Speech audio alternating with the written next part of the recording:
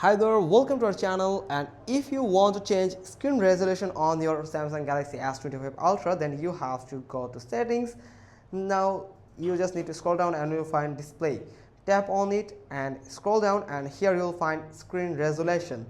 And from here you'll find three settings, three screen resolution type. One is HD plus, like high definition plus, that is 1560 into 720 pixel, and then the another one is FHD plus, that means full high definition, which is 2340 into 1080 pixel, and the third one is most high resolution for like quad high definition plus, that is 3120 into 1440 pixel, and it will give you some preview for these three resolution for HD plus, FHD plus and QHD plus.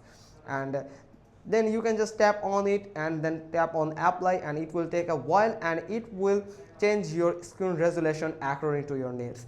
Now I'm going to select this FHD, but you can go with QHD. You can increase your screen resolution and you can decrease your screen resolution by selecting this HD plus resolution. Now that's how. Then you can just simply tap on apply button, and then you can just simply change your screen resolution on your S25 Ultra.